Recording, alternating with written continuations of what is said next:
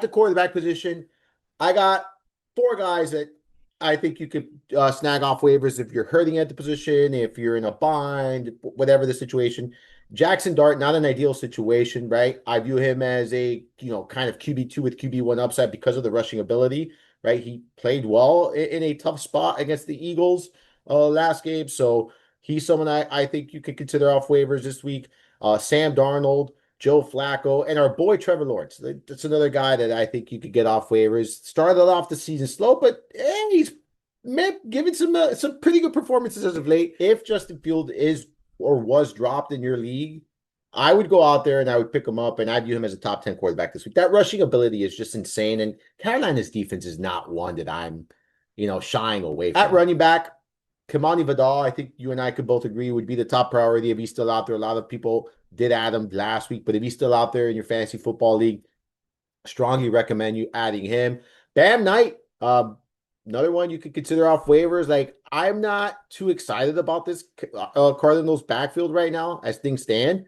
But if he's out there and you're looking for running back depth, he's another one to consider. And I've been saying this each and every week. Kendra Miller, like, I would go out there and add him if he's available. Like, I'm looking at waivers. If Troy Franklin, Ayo Maynard are out there, get them. Keishon Butte, I think he's another one that you could add if he's out there. Jordan Whittington with the Puka Nacua injury, I think his role will increase if Nacua misses any time. We saw last year, averaging a little bit over 3 more targets per game with Nacua off the field than when on the field. So I do think Whittington will be operating out of the slot there for the Rams if Nacua is out.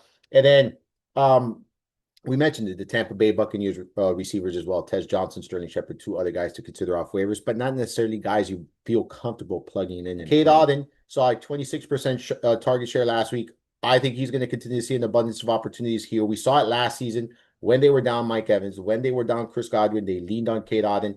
This season, they were down Mike Evans, they were down Godwin, they leaned on Ibuka. Now Ibuka's set to probably miss some time here. We don't know if Mike Evans is going to be back this week or not, but if he's out, I'm expecting Cade Otton to be very, very busy in week 7. So he's someone I would consider. We talked about Harold Fannin being a consideration here off waivers this week, but we do need that David Njoku news. And then in very deep leagues, Oronde Gadsden, I think is someone you can consider. I will say this, if you were on Mason Taylor, I would hold one more week. They got the Carolina Panthers this week. He played over 90% of the offensive snaps for the first time this season. I know he only had 1 target, but still very much on the field. If Wilson is set to miss any time, in my opinion, Taylor becomes that number 1 guy in New York. So if you have him, if you streamed him, it didn't work out last week, but I do think it'll work out in week 7.